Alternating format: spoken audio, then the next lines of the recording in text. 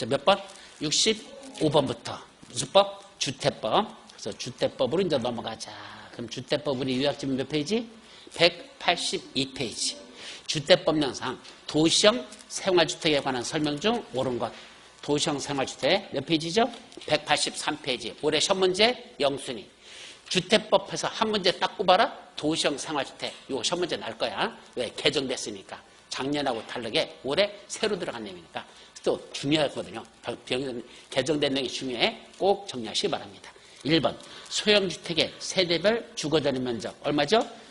60제부터 좀 전에 원룸형 주택이라고 해놓고 소형주택이라는 개념이 아니었었어. 원룸형 주택이었는데 그때는 얼마? 50. 지금은 소형주택 해놓고 얼마? 60제부터 이하로 바꿨죠. 그래서 틀린 거 이제 옳은 걸 고렸을까? 1번은 틀렸고 2번 소형주택의 주거전용 면적이 얼마란다? 20제부터 미만인 경우에는 욕실 및 보일실로 제한 부분을 하나의 공간으로 구성하라. 이건 얼마죠? 30m 미만일 때 하나의 공간으로 구성하라 그랬으니까 20이 아니야. 30m 미만일 때. 그럼 3번 주거전용 면적이 얼마다? 30m 이상. 그럼 30 이상부터 최대 얼마까지야? 60까지죠. 가장 큰 게 60이니까 그죠? 30 이상이라고 해놨지만 사실은 60까지는 60 이하까지는 욕실 및 보일러실을 제한 부분을 몇 개? 3개의 침실과 그 밖의 공간으로 구성할 수 있죠? 최대 침실을 몇 개까지 둘 수 있다? 3개까지. 그때 침실이 2개 이상인 세대수는 전체 소형주택 세대수 중에 얼마를 둘 것? 3분의 1을 초과하지 않아야 됩니다. 그래서 2개 이상이라고 했지만 사실은 몇 개야? 2개하고 3개를 말하는 거죠. 2개, 3개는 전체 소형주택 세대수의 3분의 1 이하까지만 둘 것. 그런 뜻이죠. 그래서 맞는 정답. 4번 단지형 연립주택이나 단지형 다주택은 건축인의 심의를 받은 경우에는 주택으로 쓰는 층수를 몇 개층까지 할 수 있다? 5개층까지. 그래서 10개층이 뭐야 이거 5개층까지 건축할 수 있죠. 5번 소형주택과 주거전용 면적 얼마를 초과하는 주택 1세대를 함께 건축하는 건 가능합니까? 소형주택과 주인집 이랬었죠? 주인집은 소형주택이야? 중형주택이야? 대형주택이야? 대형. 중형이 아니야. 대형주택이야. 그럼 얼마? 85제곱미터를 초과하는 주택이니까 대형주택이죠. 그래서 주인집 하나는 85제곱미터 초과하는 주택 1세대 함께 건축할 수 있다라고 했어야 돼. 그래서 60이 하나 85. 그러면 옳은 건 몇 번? 3번만 정답. 아주 중요한 거니까 잘 정리하시고. 자, 66번. 용어정의와 관련된 내용에서 옳은 것을 모두 고르시오. 기억, 제2종 근린생활시설 또는 숙박시설에 속하는 다중생활시설은 둘 다 뭐에 속한다? 준주택에 속한다. 185페이지 맨 위에 준주택에 몇 가지가 있다? 4가지가 있다. 뭐뭐 있다? 기다, 오노. 기어다니는 오노 새끼. 그랬었죠? 기다, 오노. 그 중에 다중생활시설을 다른 말로 뭐라 부른다? 고시원. 근데 이 고시원은 몇 가지가 있다? 2가지가 있다. 바닷면적의 합계가 500m 미만인 건 이종근린생활시설. 바닷면적의 합계가 500제곱미터 이상부터는 숙박시설에 속하는데 둘 다 뭐에 속한다? 준주택에 속한다. 이 말이에요. 그래서 이종 근린생활시설 또는 숙박시설에 속하는 다중생활시설 둘 다 뭐에 속한다? 준주택에 속한다. 맞는 문장이고 옳은 걸 골랐으니까 기억은 들어가야 되죠. 그다음에 니은 폭 20m 이상인 일반도로 분리되면 각각 별개의 주택단지를 본다. 맞죠? 예, 주택단지는 그 185페이지 중간에 나오고 그건 일반도로는 20m 이상 분리.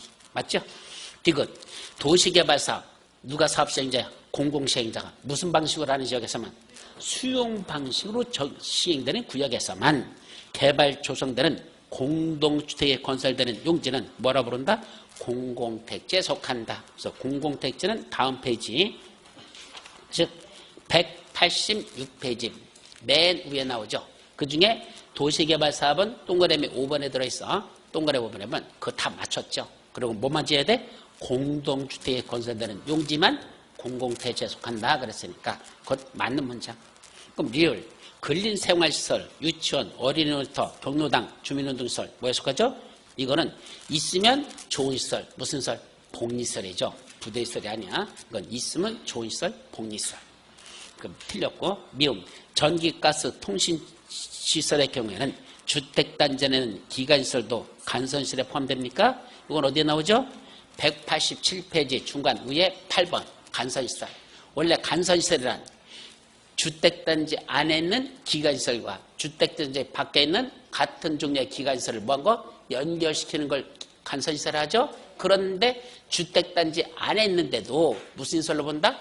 간선시설로 포함되는 게 있었죠. 몇 가지죠? 세 가지. 뭐랬죠? 만나서 가통지라고 있었어. 가스시설, 통시설, 지역난방시설이죠. 그래서 전기시설은 빠져야 돼. 전기가나 가스시설, 통시설, 하나 더 지역난방시설. 이건 주택단지 안에 있는 기가시설도 간선시설에 포함시킨다라는 게 있었습니다. 따라서 리을과 미음은 틀린 거고 옳은 걸 골라라 그랬으니까 기역, 니은, 디귿. 정답 1번이 되겠습니다. 자, 다음 67번. 주택조합에 관련된 설명으로서 틀린 것. 자, 주택조합 1번. 금고 이상의 형을 선고유예를 받고 아직 그 선고 유예기간 중에 있는 사람은 조합원이 될 수 없다. 잘 모르겠죠. 그죠? 자, 이건 한마디로 뭐죠? 결격사유라고 그래. 여러분들 유약집에서는 없습니다. 결격사유에 해당하는 것들. 그런데 원래 금고 이상의 형의 선고유예를 받고 선고 유예기간 중에 있는 자는 뭐가 될 수 없다? 임원이 될 수 없는 거지 조합원이 될 수 없다면 안 돼요. 조합원은요 이런 규제받는 거 없어요. 형사상 규제받는 게 없습니다. 누구만 그렇다? 임원만 될 수 없는 자죠. 1번이 그래서 틀린 정답입니다. 어려운 거 아닌데도 생각보다 잘 틀려요. 자, 그 다음 몇 번? 이제 2번 창립총회 또는 총회의 필수적 의결사항을 의결하는 총회는 이렇게 돼 있죠. 이걸 어디 나오죠? 창립총회 또 총회 의결사항을 포함하는 건 몇 페이지에 나오냐면 창립총회 의결정족수 어디 있어요? 의결정족수 조합은 의결정족수에 관한 건 쭉 넘어가서 196페이지에 보시면 196페이지 맨 밑에 보시면 원래는 총회에 어느 정도 사람들이 직접 출석해야 되죠? 100분의 10% 이상은 직접 출석하셔야 돼요. 그런데 안 돼. 10% 갖고는 최소한 100분의 20 이상이 직접 출석해야 한다. 어떤 경우에 창립총회 개최할 때 그때는 최소한 20%는 직접 출석해야 됩니다. 또 하나 그 196페이지 맨 밑에 박스 속에 들어있는 것들 그건 반드시 어디서 의결해야 된다? 총회에서만 의결해야 되는 사항들이 196페이지 박스 속에 들어있는 거야. 그거는 어디서만 의결한다? 총회에서만 의결할 사항들. 그런 걸 의결하고자 할 때는 얼마가 직접 출석해야 된다? 100분의 20 이상이. 그래서 창립총회나 필수적 의결사항 요거를 의결하고 싶으면 적어도 조합원 100분의 20 이상이 직접 출석해야 된다. 그 말이죠. 그래서 그거는 그런 거고. 그럼 전자적 방법이 뭐죠? 이번 코로나 때문에 새로 생긴 거 전자적 방법. 직접 총회에 출석하는 게 아니라 우리 뭐 텔레비에 보면 저기 나오는 거 있었죠. 그 멋있어. 그 가수들 이런 거 트로트 그 선발대에서 사람들 앞에다 관중들 앉혀놓고 했어요. 화면에 떴어요. 그냥 모니터에 화면 뜨죠. 그럼 가수는 혼자 여기서 부르고 있고 그죠? 화면에 사람들이 와서 막 거기서 와와와 거리고 있고 이게 무슨 방법? 전자적 방법. 이 전자적 방법을 할 때는 굳이 직접 출석할 필요 없다. 당연한 거야. 그래서 전자적 방법을 제외하고는 조합원 100분의 20 이상이 직접 출석해야 한다. 자, 2번은 맞는 문장. 3번 예산으로 정한 사항 외에 조합원에게 부담이 될 계약의 체결. 자, 예산으로 정한 대로 하는 건 문제되지 않아. 예산은 어차피 그 의결해서 통과시킨 거니까. 그런데 예산에 정한 사항 외에 조합원에게 부담이 되는 건 중요한 거야? 중요하지 않은 거야? 중요한 거죠. 돈 더 내라는데 예산으로 정한 것도 아닌데 그때는 반드시 뭔다? 총회의 의결을 거쳐야 한다. 아까 말한 196페이지 맨 밑에 박스 속에 있는 것 중에 몇 번? 가나다라 마바사 이렇게 나가는 중에 몇 번? 다번. 가나다. 바로 다번에 들어있는 그건 총회의 의결을 거쳐야 한다. 맞죠? 4번 복리설을 함께 리모델링 하는 경우는 해당 복리설의 소유자도 리모델링 주택조합의 조합원이 될 수 있다. 이게 무슨 말이죠? 아파트 리모델링 한다면 아파트 그 현재 몇 동 몇 호 사는 그 주민들만 즉 주택에 살고 있는 사람만 조합원이 될까요? 거기 상가가 있다면 상가 조합원 상가 사람들도 조합원이 될까? 상가도 된다는 얘기야. 쉽게 말하면 복리설은 상가를 말하는 거고 상가 주인들도 뭐가 될 수 있다? 리모델링 조합원이 될 수 있습니다. 그래서 이 사람들은요 원칙은 뭐 받죠? 상가를 줘. 리모델링 하니까. 자, 그런데 어떤 경우에는 증축 리모델링 하면서 세대수가 늘어나잖아. 그럼 상가 주인들에게 뭘 주는 경우가 있다? 아파트를 주는 경우도 있어요. 근데 그거는 그때 저 조합 규약으로 따로 정하니까 그건 규약을 찾아보셔야 되고 실무에서는 그렇게 하는 경우도 있고 원래는 상가 주인은 리모델할 때 상가 주는 것이고 아파트 가진 사람은 아파트 준다. 그런 식이에요. 자, 5번 주택조합의 조합원이 근무, 질병치료, 유학, 결혼 등 부득이한 사유로 세대주 자격을 일시적으로 상실했다. 그럼 그 사람도 시장우수 조정이 인정한다면 조합원 자격이 있는 거로 본다? 없는 거로 본다? 예, 일시적으로 상실해도 조합원 자격을 그대로 유지하는 경우가 있다 그랬었죠? 예, 그것도 어디에 나오죠? 조합원 자격을 일시적으로 상실했다 하더라도 그 사람에게 조합원 자격을 인정해 주겠다라는 거 어디 나와? 193페이지 요약집 193페이지 조합원 자격 요건 쭉 나오는데 지역, 직장, 리모델링 주택조합 나오죠? 바로 그 밑에 맨 마지막 193페이지 위에 박스 중에 맨 마지막 조합원 자격의 특례라고 나오죠? 28회 때 시험 문제 났다고 하는 그 지문이 거기 들어있어요. 그래서 그것도 맞는 문장. 따라서 여기서 틀린 건 몇 번? 1번만 정답. 자, 68번 사업계획 승인 취소에 대한 설명에서 틀린 거 1번 주택 분양 보증이 된 사업 주체가 사업계획 승인을 받은 날부터 5년 내에 공사를 시작하지 않으면 사업계획 승인을 취소할 수 있다. 자, 이건 어디에 나오죠? 조금 어려운 내용이야. 사업계획 승인 취소에 관한 거니까 몇 페이지냐면 한 장 더 넘어가서 200페이지입니다. 200페이지 맨 밑에 쪽에 그 내용들이 나옵니다. 조금 복잡해요. 내용은. 자, 일단은 뭐 받고 나서 사업계획 승인 받고 나서 몇 년 내? 5년 내 공사를 시작해야 되는데 5년 내 공사 시작하지 아니하면 일단 무슨 대상이다? 사업계획 승인 취소 대상이 된다는 얘기입니다. 근데 뭐 받았다 하더라도 분양보증을 받았다 하더라도 이자는 사업계획 승인 취소 대상입니다. 거기 200페이지 맨 밑에 동그라미 1, 2, 3하고 박스 속에 세 가지 나와요.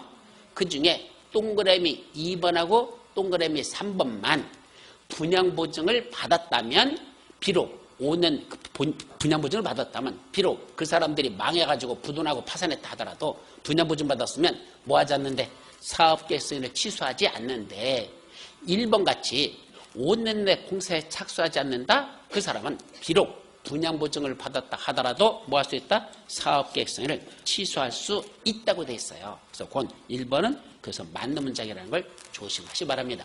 박스 속에 있는 내용 중에 2, 3번하고 1번을 구분하고 있다는 거 그렇게 조심하시고 2번 분양보증이 된 사업주체가 부도 파산 등으로 공사 완료가 불가능하다. 그때는 뭐 할 수 있죠? 사업계획 승인을 취소할 수 없다. 왜? 분양보증을 받은 사람은 2번하고 3번 중에 이게 몇 번이야? 3번에 해당하는 거죠? 그럴 때는 뭐 한다? 그때는 사업계획 승인을 취소하지 않겠대. 왜? 분양보증 한 자가 대신 만들어주면 되니까 이 사람 망했어도 관계없어. 분양보증 쓴 자가 대신 만들어주잖아. 그때는 굳이 사업계획 승인을 취소할 필요는 없습니다. 근데 1번 5년 내 사업에 착수하지 않는다? 그럼 분양보증 했던 말든 관계없어. 그건 사업계획 승인을 취소할 수 있다. 이렇게 되는 거고 그걸 1, 2번을 혼동하지 않도록 조심합니다. 3번도 사업주체가 뭐를 해서 경매나 공배 등으로 해서 대지 소유권을 상실한 경우에도 사업 정상화 계획을 제출받아 계획의 타당성을 심사한 후에 취소 여부를 결정합니다. 이런 건 그러니까 바로 사업계획 승인 취소하는 게 아니고 정상화 계획을 먼저 검토해보고 그래도 안 되겠다? 그때는 취소할 수 있다. 이렇게 하자는 얘기입니다.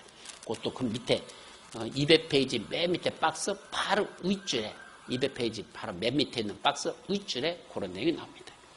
또 4번 최초로 공사를 진행하는 공고, 외공고. 그럼 최초 공고, 외공고니까 2공고, 3공고 여기를 말하죠. 거기서는 해당 주택단지에 대한 최초 착공식으로부터 몇 년 내 공사를 시작하죠? 2년 내 공사를 시작해야 되는데 안 하면 사업계획 승인을 취소할 수 있다? 못한다고 여러 번 강조했었어. 일단 제1공고에서 뭐 들어간 이상 공사에 착수한 이상 2년 내에 2공고에서 공사 착수 안 했다고 사업계획 승인을 취소해버리면 1공고 2년 동안 지은 공사도 전부 다 다시 원상복구시켜라 이 말이죠. 2년 동안 아파트 지면 공정의 몇 % 정도가 완성되지 보통? 80% 이상 공사가 끝나요. 아파트 줘봐요. 1공고에서 공사 쳤어. 몇 년 동안 쳤어? 2년 동안. 그럼 거의 80% 공정이 끝났는데 2공고 공사 착수 안 했다고 109까지 공사들한 모든 사업계획 승인을 취소해버리면 이 2년 동안 지은 아파트를 다 철거해서 원상복구시키라는 얘기인데 그럼 말이 된다 안 된다? 안 된다. 결론 109에서 이미 뭐한 이상 공사에 착수한 이상 209 공사 착수 안 했다고 해서 사업계획 승인을 취소하지는 못한다. 안 한다 그랬어요. 그것도 시험 문제 항상 영순위. 그래서 4번이 틀린 정답.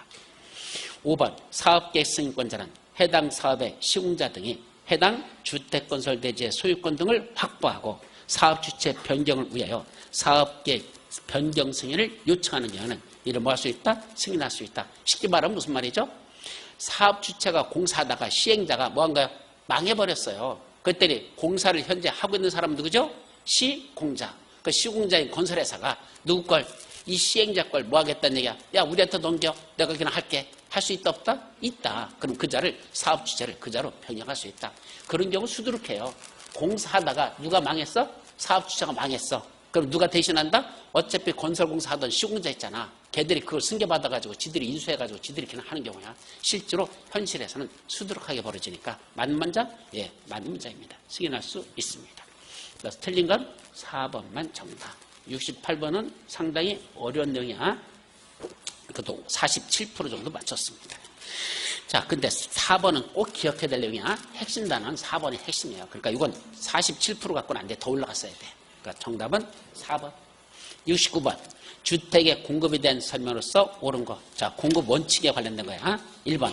국가나 지방자치단체의 사업주체가 입주자를 모집하는 경우에는 국토교통부령으로 정하는 바에 따라 국장한테 승인받습니까? 결론부터 얘기하죠. 국가나 지방자치든 공공주택사업자들은 뭐가 필요 없다? 승인받는 게 필요 없다. 결론이에요. 간단해요. 얘들은 승인 자체가 없습니다.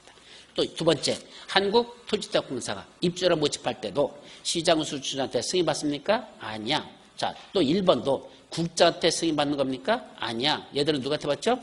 아예 승인받는 게 없댔으니까 국장한테 승인받고 자신 없습니다. 그럼 원래 승인권자는 누구죠? 입주자 모집 승인권자. 시장운수구청장이야. 그러니까 2번은 시장운수구청장은 맞는데 누구라 했죠? 한국토지자공사. 얘들 공공주택사업자니까 이자도 승인받지 않습니다. 그거 틀렸고. 3번 민간주택사업자가 공동주택의 입주자를 모집하라는 경우 국토교통부령이 정하는 바에 따라 시장운수한테 뭐 받아라? 승인받아라. 그러니까 아파트 같은 공동주택은 승인받고 복리설은 신고. 여러분들 책 몇 페이지 나와요? 이거 신고야. 몇 페이지? 207페이지 맨 위에. 207페이지 맨 위에 박스 속에 있는 내용을 정리하면 됩니다. 그래서 원래는 결론부터 얘기하죠. 입주자를 모집하려면 입주자 모집하겠다고 시장운수구청장한테 뭐하고 한다? 승인받고선 입주자 모집 공고 승인이라고 그래. 입주자 모집하려면 공고 내기해서 승인받아라 라고 돼 있는데 무슨 시설은? 복리설은 승인이 아니고 뭐란다? 신고. 그런데 공공주택 사업자들은 뭐 할 필요 없다? 승인받는 것도 필요 없고 신고하는 것도 필요 없고 그냥 할 수 있다. 누구는? 공공주택 사업자들은 그냥 할 수 있다. 그렇게 정리한 게 핵심이죠. 따라서 민간주택 사업자들은 시장운수한테 무슨 공동주택이라고 했을까? 이건 무슨 사항? 공동주택은 승인사항. 만약에 복리시설 했으면 신고사항. 이렇게 정리해야 되죠. 몇 번? 5번 시장운수구청장은 사업주체로부터 입주자 모집 승인 신청 시 받은 뭘 받았어?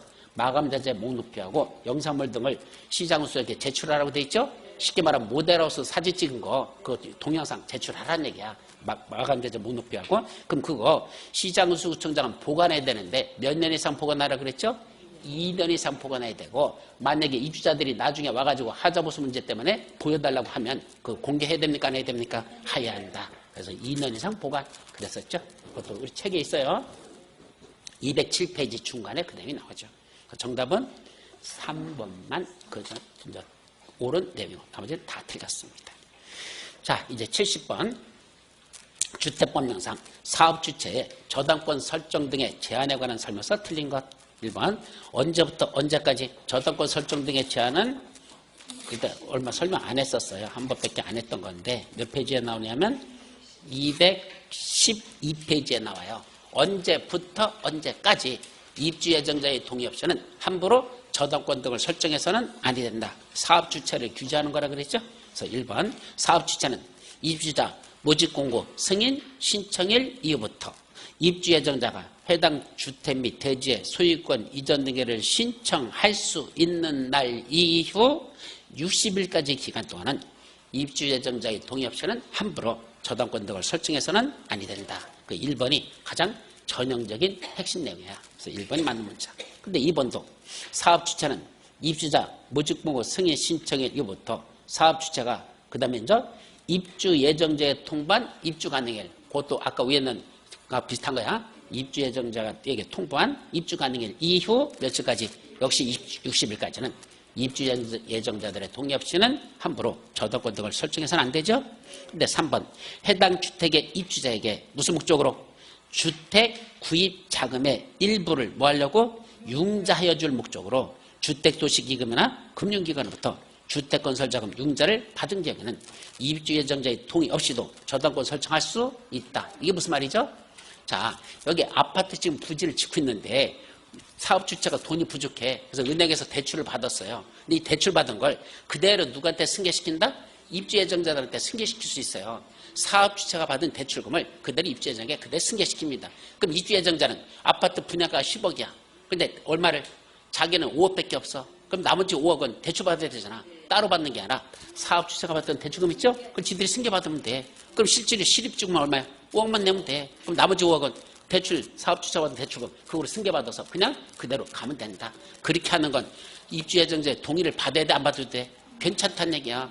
입주 예정자가 뭐 하기 싫으면 아니야, 나는 가진 게 돈밖에 없어. 10억 다 낼래. 그럼 뭐 하면 돼? 승계 안 받으면 되는 거고, 돈이 없는 사람만 승계 받으면 되는 거고, 돈 많은 사람은 그냥 돈 다 내고 그런 대출금 없이 하면 되는 거고. 그러니까 그건 누구 선택권이야? 입주자가 선택할 수 있기 때문에 입주자의 동의가 필요 없다. 결국 대출금을 딴 데 쓰는 게 심각한 거지 여기다 쓰는 건 괜찮다는 얘기야. 아셨죠? 그런 표현이 몇 번? 3번. 4번. 부기등기는, 부기등기가 뭐죠? 설명 안 했었는데 부기등기가 뭘까요?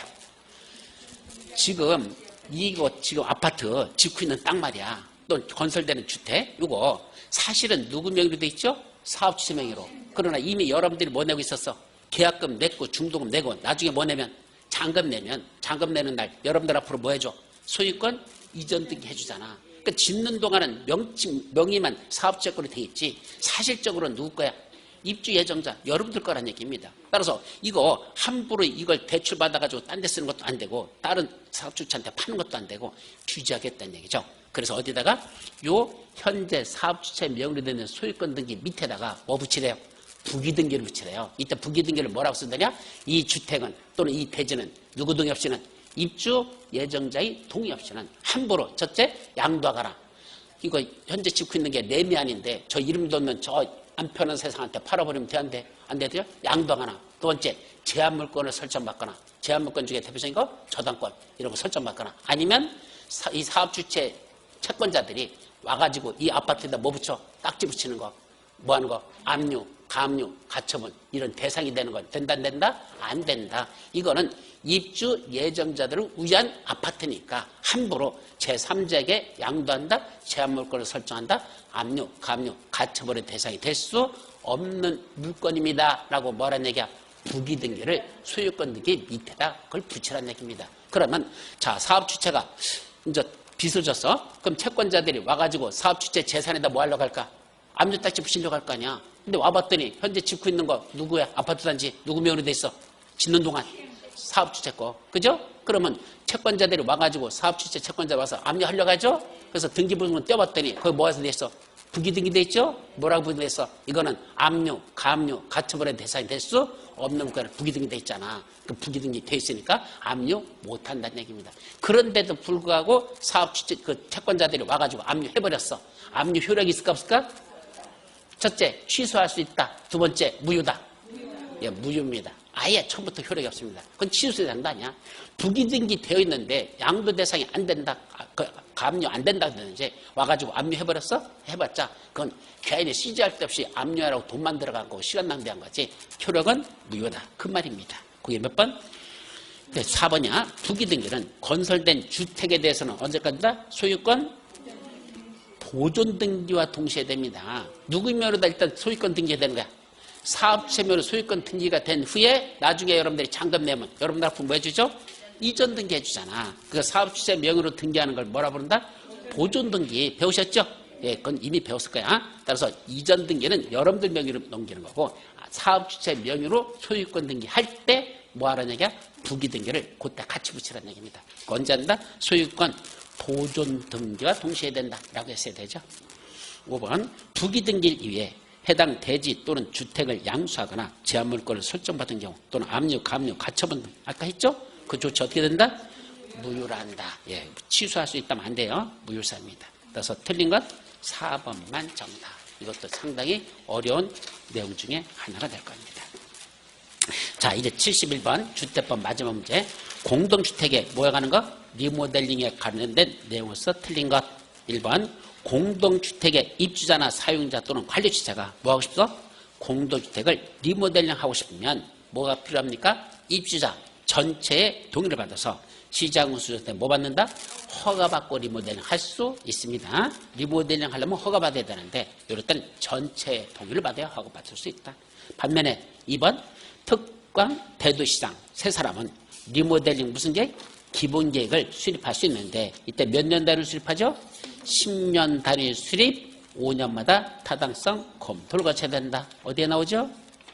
여러분들 책 217페이지 맨 밑에 나와요. 217페이지.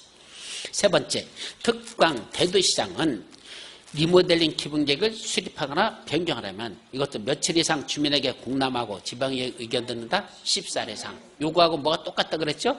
전비법에 나오는 도시 주거환경 전비 계획, 도시 주거환경 전비 기본계획이라고 있어. 그 기본계획하고 여기하고 똑같아. 전비법하고 주택법에는 요거하고 둘 다 똑같이 며칠 이상? 14일 이상 주민에게 공람, 지방의 의견 청취. 맞습니다. 근데 4번 시장운수 구청장이 몇 세대 이상?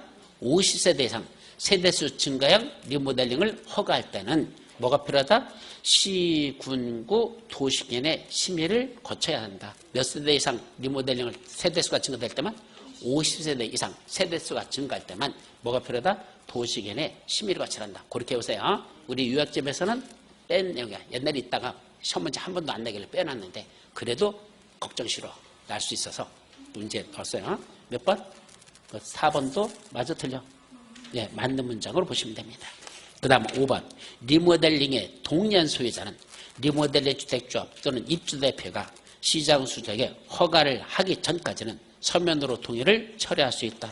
자, 리모델링에 동의한 사람들은 철회할 수 있습니까? 할 수 있어요. 어디 나오죠? 218페이지 가운데 중간 박스 바로 윗줄에 나와. 자, 리모델링 하는 데서 동의를 해줬어. 허가받으러 간다길래. 근데 나중에 뭐 하고 싶어? 그 동의 처리하고 싶어. 가능하다? 할 수 있습니다. 언제까지? 우리 전비법에서 배웠는데 철회는 언제까지 가능하다? 인허가 신청 전까지 처리할 수 있다. 여기도 마찬가지야. 인허가 신청 전이니까 뭐 들어가기 전까지는 허가 신청 전까지는 처리할 수 있다. 그래서 허가 신청서를 제출하기 전까지는 서면으로 동의를 처리할 수 있다라고 28회 때 시험 문제 났다고 표시되어 있죠? 언제까지? 허가 신청서가 누구한테? 허가권자한테 뭐 되기 전까지만 그 제출되기 전까지만 처리할 수 있지. 아직 뭐 하기 전이라 하더라도 허가를 받기 전이라 하더라도 그 처리할 수 있다? 틀립니다. 허가 받기 전까지 처리하는 게 아니라 허가 신청서가 제출되기 전까지만 처리할 수 있지. 아직 일단 제출이 끝나면 제출이 되면 더 이상은 처리할 수 없다라는 걸 조심하라고 그랬어요. 그래서 요새는 말장난 같지만 이렇게 시험 문제 냅니다. 허가 신청서가 아니라 허가 신청서가 제출되기 전까지만 처리할 수 있다. 그래서 5번이 틀린 정답. 복잡하고 71번은 만만치 않은 문제입니다. 아셨죠? 그래서 이게 또 26.3%니까 26.3%면 얼마야? 거의 그냥 찍어서 맞추는 확률에서, 그죠? 거의 그런 상황이야. 그만큼 5번은 사실은 책에 있는 거야. 218페이지에 박스 바로 위에 있는 문장인데도 여러분들이 전번 또 몇 번 설명했었어. 항상 정리하세요. 철회 하면 이 철회는 언제까지만 가능하다? 철회, 인, 허, 가, 신, 청, 전이지. 인허가 전 하면 안 된다는 얘기야. 아셨죠? 인허가 전까지 처리할 수 있다. 무조건 틀린 문장이야. 그럼 100%야 그냥. 인허가 신청 전까지 처리했던 요걸 조심해서 보라는 얘기입니다. 그래서 별거 아닌 것 같아도 인허가 전까지 하고 인허가 신청 전하고는 하는 것 딱이거든. 대응이 항상 이런 건 시험 문제에서 영순이니까 조심하시기 바랍니다. 거기까지. 자, 정답은 5번이 틀린 겁니다. 여기까지가 이제 복잡한 주택법 끝났고 이제 마지막 무슨 법? 건축법 쪽으로 넘어가죠. 자, 건축법 영상. 건축법을 적용하지 아니하는 건축물에 대한 설명이 옳은 것. 자, 건축물은 건축물인데 뭘 적용 안 된다? 건축법을 적용하지 않는데. 첫째, 문화재 보호법에 따른 지정문화재나 임시정문화재. 건축법을 적용하지 아니한다 라고 했어야 되죠. 2번은 하천법에 따른 하천구역 내에는 수문조작시설 역시 건축법을 적용하지 아니한다 라고 했어야 되죠. 세 번째, 철도 선로의 위나 아래를 가로지는 보행시설 플랫폼, 이건 건축법을 적용하지 아니하고 운전보안시설은 적용합니까? 아니요. 운전보안시설도 적용하지 않습니다. 몇 페이지? 141페이지. 그래서 요약집 141페이지 이제 위에 있는 박스 시험 문제 항상 영순이야. 이거는 시험 문제에서 항상 영순이들. 그다음에 4번 고속도로 통행 징수시설. 그거 3번에 나오죠? 그래서 4번 다에 나오죠? 그건 건축법을 적용하지 아니한다. 맞네. 그래서 4번이 정답. 5번 컨테이너를 이용한 간이 창고야.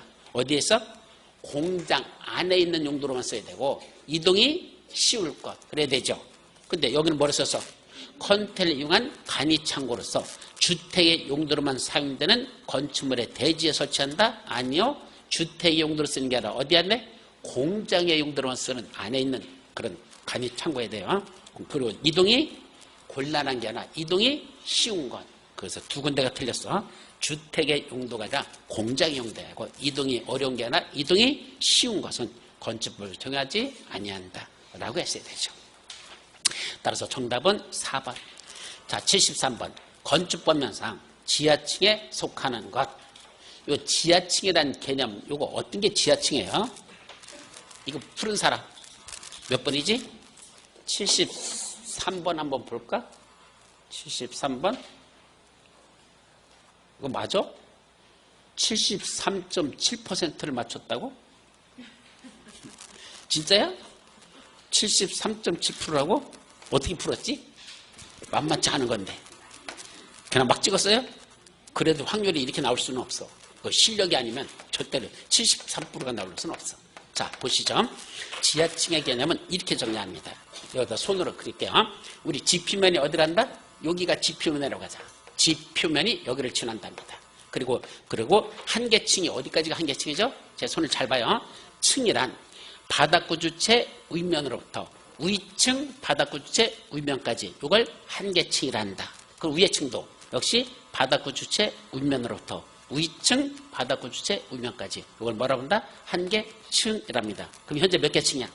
2개층이죠? 그 중에 위의 층은 지하층이야 지상층이야? 지표면이 여기인데 이렇게 돼 있으면 볼 것 없이 이걸 뭐란다? 지상층이죠. 근데 밑에 건 뭐죠? 지하층이야 지상층이야? 모르죠. 뭐랄까? 우리가 흔히 이런 걸 뭐라고 하죠? 반지하. 이 반지하가 뭐가 될 수 있다? 지하층이 될 수도 있고 지상층이 될 수도 있다라 이 말입니다. 그럼 지금 지하층이 되기 위한 요건 지금부터 따져요. 지하층이 되려면 첫째 어디로부터? 그 건축물의 요 2층에 뭐가? 바닥이. 요 층의 바닥이, 요게 바닥이죠? 요 바닥이 어디로부터? 지표면보다 아래에 있는 층으로. 맞죠? 현재는 요 바닥이 지표면보다 아래에 있는 층으로서 어디로부터? 그 바닥으로부터 지표면까지의 무슨 높이가? 평균 높이가. 그냥 높이야? 평균 높이야? 왜 평균 높이죠? 보세요. 여기서 재는 거하고 여기서 재는 거하고 높이가 같아 달라? 다르잖아. 근데 뭐죠?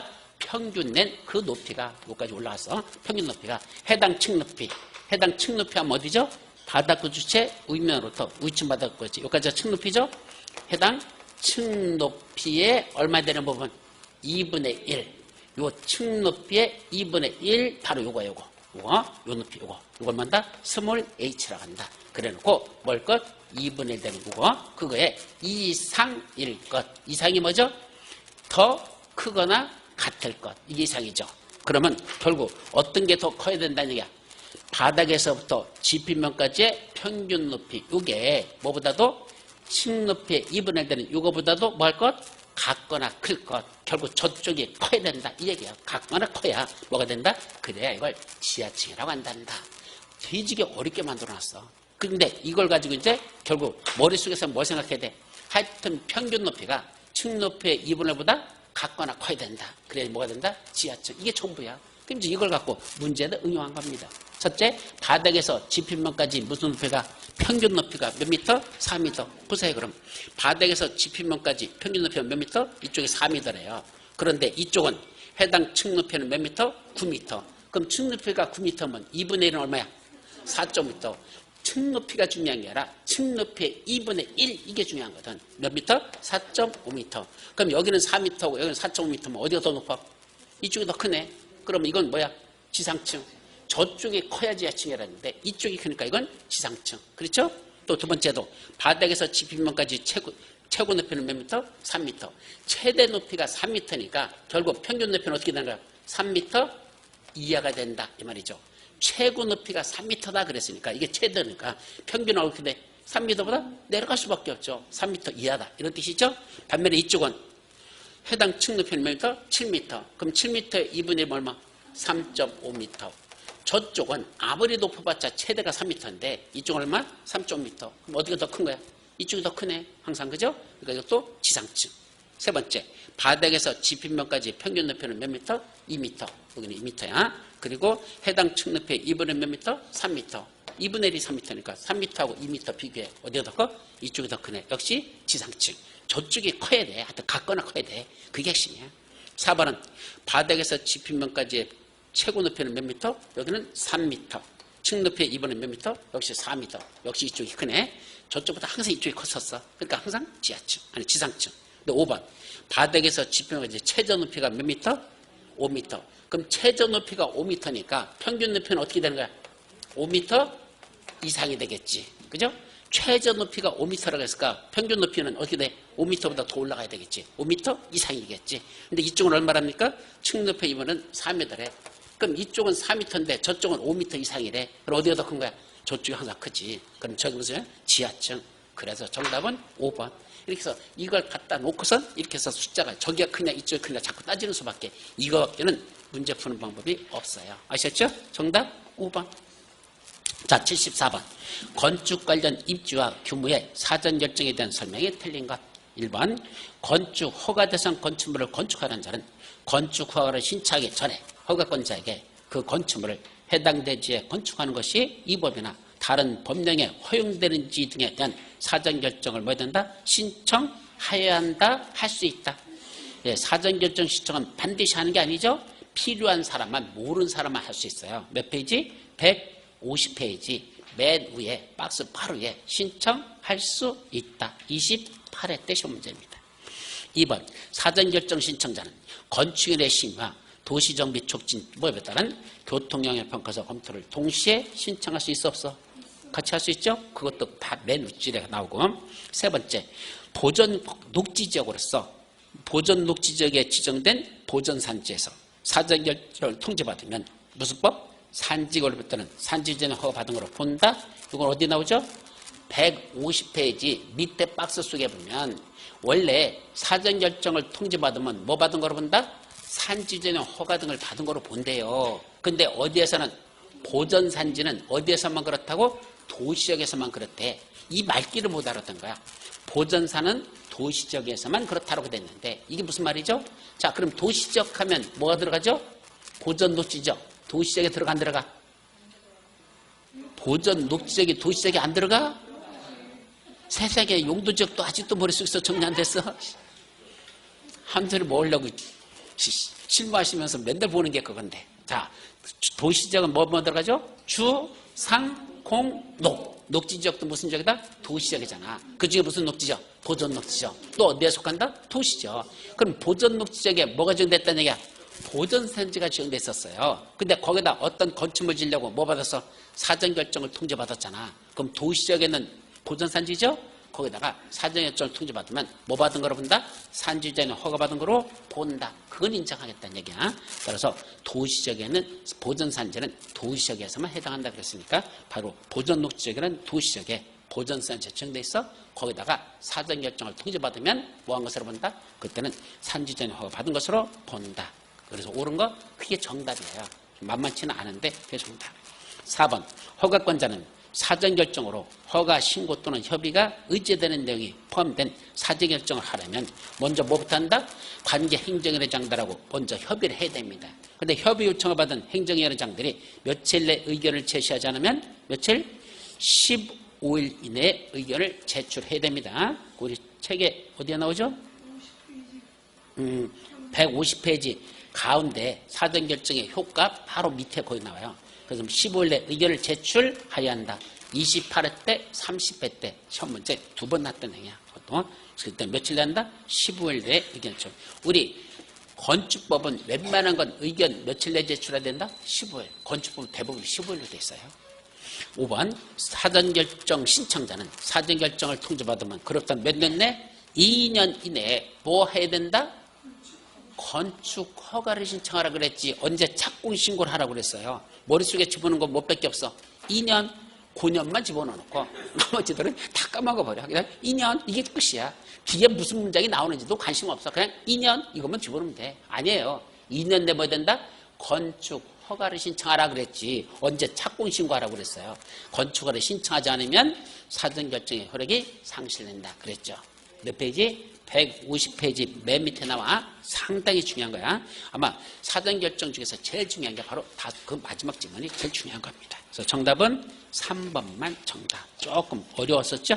그래서 이것도 여러분들 사실은 만만치 않은 거야. 다음 75번. 가설건축물의 축조 신고에 대한 내용에서 틀린 것. 자, 가설건축물을 어떤 때는 건축 허가받고 어떤 때는 뭔다? 축조 신고만으로 써 있어요. 가설건축물에 대한 건 지금 우리 요약집에는 있어 없어? 가설건축물 빼버렸어요. 어디는 나오죠? 그린공법 속에는 가설건축물에 대한 거 설명한 적 있었어. 한번 그린공법 중에는 들어있습니다. 1번 전시를 위한 견본주택이나 한마디로 뭐죠? 모델하우스. 전시를 위한 견본주택 한마디로 모델하우스. 그 밖에 이와 비슷한 가설건축물을 축조하는 자는 누구한테? 특시, 특도, 시장운수, 구청장한테 뭐한다? 신고하고 착공하여야 합니다. 모델하우스는 신고 대상이다. 맞고. 2번 조립식 구조로 된 경비용 가설건축물은 연면적이 얼마일 때 10제곱미터 이하인 건 뭐만 하면 된다? 축조 신고. 또 하나 있었죠. 흡연실, 야외 흡연실 연면적 얼마? 50제곱미터. 야외 흡연실은 연면적 50제곱미터 이하일 때 축조 신고 대상. 경비용 가설건축물은 10제곱미터. 야외 흡연실은 50제곱미터. 숫자 둘은 기억하세요. 그 다음에 3번 도시지역 중 주거, 상업 또는 공업지역에서 설치하는 농림업용 비닐하우스로서 연면적이 얼마라면 100제곱미터 이상 된다면 그것도 무슨 축조 신고 대상. 원래는요 농업이나 임업업 등을 위한 비닐하우스 설치는 그냥 해도 돼. 근데 어디랍니까? 주거지역, 상업지역, 공업지역인 도시 개발된 지역 안에다가 비닐하우스 설치하는데 규모가 얼마나 된다? 100제곱미터 이상 된다면 그거는 뭘 해야 돼? 신고는 하고 설치하라 라고 돼 있어요. 그래서 3번도 맞는 거. 4번 축조 신고에 대한 가설건축물의 존치기간은 원칙적으로 몇 년? 3년. 존치기간 몇 년? 3년. 가설건축물 존치기간 몇 년? 3년. 숫자 외워두세요. 그래서 2년 한다? 이게 틀렸죠. 그럼 5번은 그냥 읽으려고 하지 말고 줘보세요. 어디 안에 있는 거? 공장 안에 있는 가설건축물이야. 근데 이게 무슨 대상이야? 연장할 수 있는 대상이야. 연장 허가받거나 연장 신고할 수 있어요. 그러면 따로 연장 허가받거나 연장 신고해야 될까? 안 해도 된대. 뭐 하면 돼? 공장 안에 있는 가설건축물은 그냥 내버려 두래요. 그럼 뭐 한다? 종전과 같은 기간으로 연장된 것으로 본다. 다만 나 그만 뜯어낼 거야. 나 철거할 거야. 그럼 뭐 하면 돼? 나 철거한다고 통보하면 되는 거고, 아니면 가만히 내버려 두면 종전과 같은 기간으로 연장된 거로 본다. 어디 안에 있는 것만? 공장 안에 있는 가설건축물은 굳이 연장 허가받거나 연장 신고하는 번거로움을 덜어주겠답니다. 그냥 내버려둬도 종전과 같은 기간으로 뭔다? 연장한 것으로 본다 라고 되어 있습니다. 아주 시험 문제는 한 번도 안 났던 지문인데 이거 만들어진 지 한 4, 5년 됐어요. 이 규정이. 그래서 한번 참고하시기 바랍니다. 그래서 틀린 건 4번만 정답. 자, 76번. 건축수준에 관한 설명서 옳지 않은 것. 첫째, 건축수준이 뭐죠? 대지가 도로와 접한 부분에 있어서 건축물을 건축할 수 있는 선을 말한다. 그래서 우리 이렇게 그림 그렸었죠? 여기 도로가 있고 여기 뭐 있죠? 대지들이 쭉 연결되어 있다 그랬었죠? 그때 도로와 대지와의 관계에 있어서 건축물을 건축할 수 있는 선, 이 선을 뭐라고 한다? 건축선. 건물을 어떻게 절한다? 요 건축선에 바짝 붙여서 건물 이렇게 짓는 거 된다 안 된다? 된다. 요 선까지 져라. 다만 예외적으로 건축선이 대지 안으로 후퇴해가지고 요 빨간 선 뒤로만 건물 짓게 하는 경우 있었어 없었어? 이런 경우가 있다 그랬었죠? 바로 이런 노란 선, 빨간 선을 뭐라 한다? 건축선이라고 한다. 맞는 거야. 그럼 2번. 특지, 특도 시장수 구청장은 어디에서? 시가전에서 건축물의 위치나 환경을 정비해서 필요하다고 인정하면 건축선을 뭐 할 수 있죠? 따로 지정할 수 있습니다. 이걸 뭐라 한다? 지정 건축선. 몇 페이지? 162페이지. 맨 위에 보면 지정건축선 이렇게 160페이지에 나와. 그때 도시적 안에서는 그 지정건축선을 최대 몇 미터까지 지정할 수 있죠? 이게 도시적이라면 요거야. 여기서부터 여기까지 이 거리가 몇 미터? 도시 지역에서 지정건축선을 이렇게 지정할 수는 있는데 그때는 최대 몇 미터? 4미터 이내에서만. 여기서 여기까지가 4미터야. 도시 지역에서는 보통 한 조례에서 보면 한 3미터 정도 보통 해요. 3미터. 근데 보통은 도시에서는 4미터 이내에서 건축선을 따로 이렇게 지정할 수 있다. 이걸 지정 건축선이다. 어디에서? 도시적에서는 4미터 이하 보면서 구체적으로는 조례를 따로 정해요. 그래서 정할 수 있습니다. 근데 4번. 건축물 및 담장은 원칙적으로 건축수선의 수지면을 넘어서는 아니 된다. 162페이지 건축선에 대한 건축제한 대단히 중요하죠? 두 가지. 그때 뭐하고 뭐는 건축물하고 담장은 건축선의 수지면을 넘어서는 아니 된다. 그러나 지표 아래 부분은 그러하지 아니하다. 예, 지표 아래 부분은 넘어도 괜찮다. 그랬었죠. 그래서 5번 지표 아래 부분은 건축선의 수지면을 넘어서는 괜찮다지 넘을 수 없다. 땡. 5번이 정답. 이건 어려운 거 아니야. 자, 77번 건축물의 높이 제한과 관련된 내용으로서 옳은 거. 이거는 조금 어렵죠. 이건 어디에 나오냐면 높이 제한은 한 10년에 한 번쯤 날뚱말뚱 하더라고. 그래서 우리 높이 제한은 평상시 강의할 때 뭐 했었어? 빼버렸어요. 몇 페이지? 169페이지에 보시면 나오긴 나와 요약집에. 근데 설명 안 한 이유는 10년에 한 번 높이 제한이라고 하는 게 날뚱말뚱해서. 특히 몇 페이지? 170페이지야. 170페이지에 나온 가로구역에서의 건축물의 높이 제한. 그 옆에 일주 등의 확보한 건축물의 높이 제한. 이거이죠? 그래서 이것들이 시험 문제가 자주 나는 건 아니기 때문에 지금 거기 보면 몇 회 났대요? 26회 때 한 번 났어요. 그래서 26회 때 한 번 나고는 아직 한 번도 난 적이 없어. 그래서 이런 건 빼버렸던 건데 하여튼 간단히 보죠. 1번 시도지사는 가로구역을 단위하여 대통령이 정하는 기준과 절차에 따라 건축물의 최고 높이를 지정 공고할 수 있다. 그거는 170페이지 맨 밑에 쪽에 가로구역에서 건축물의 높이 제한을 지정하는 건 누가 한단다? 허가권자가 한답니다. 그래서 시도사가 아니라 허가권자.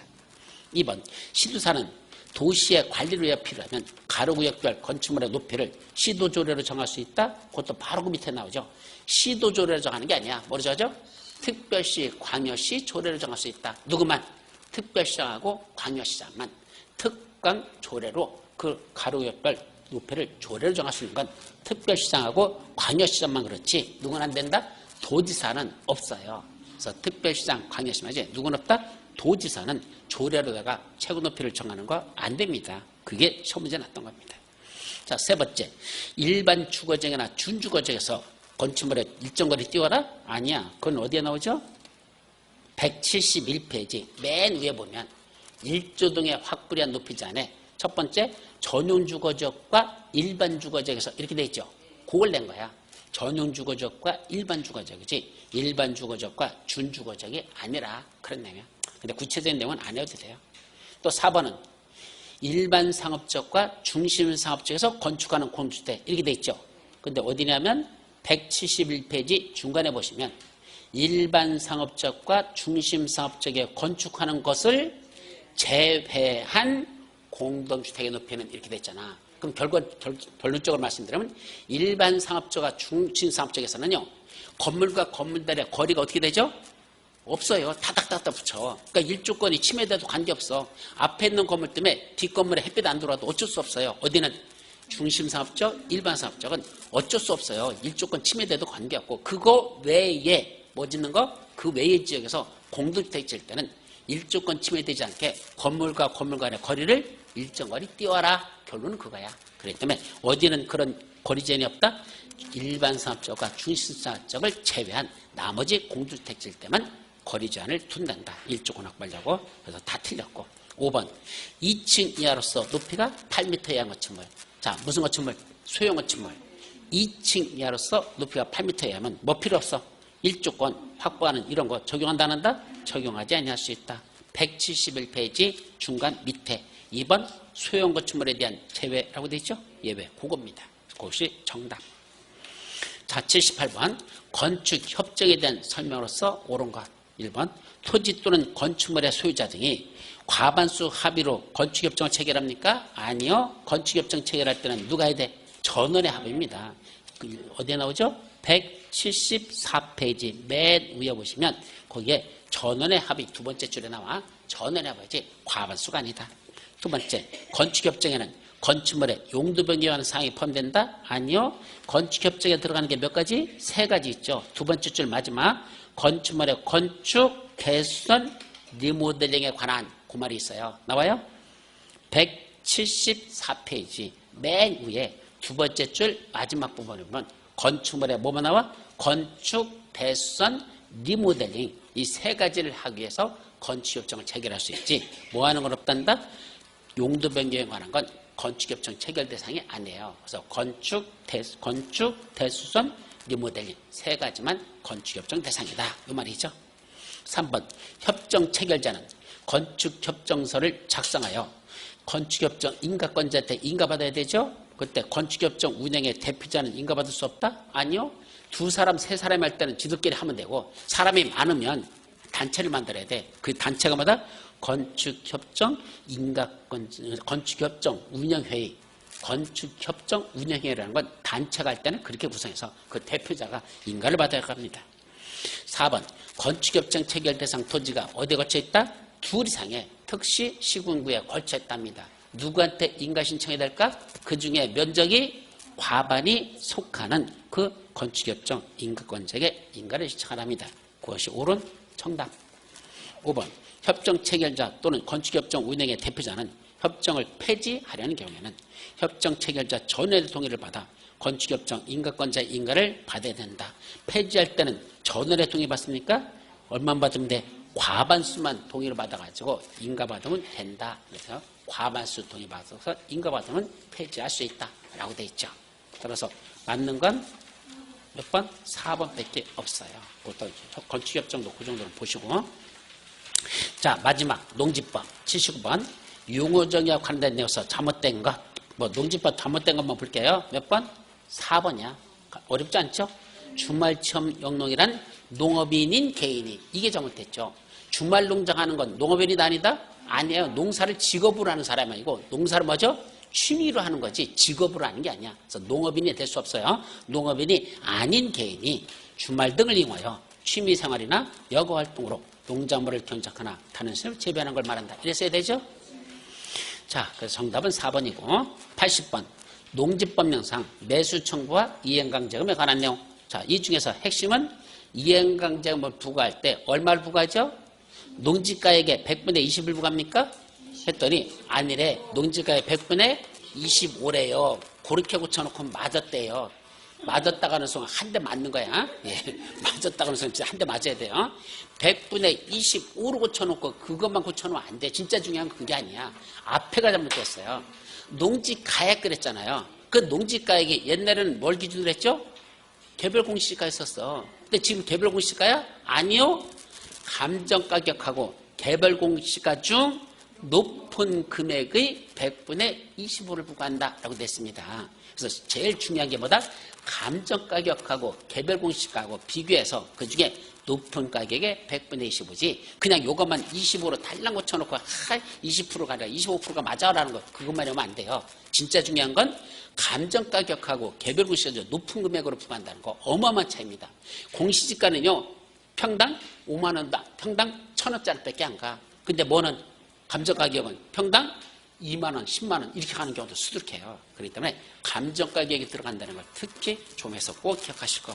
개정된 내용이라고 말씀드렸죠? 그런 건 조심하라. 그래서 농지법은 뭐만 중심으로 보자? 개정된 데만 봐도 두 문제 중에 한 문제는 100% 거기서 날 거야. 그래서 개정된 것만 집중적으로 정리하도록 할 겁니다. 자, 거기까지. 오늘은 여기까지 마무리하고. 조금 늦었네? 45분부터 나머지 우리 그 백선 특강 했던 거 있죠? 나머지 한 10문제 남은 거 있어. 그거 마무리 질 테니까 잠시 조금만 쉬었다가 나머지 들어가도록 합니다. 자, 여러분 수고하셨습니다.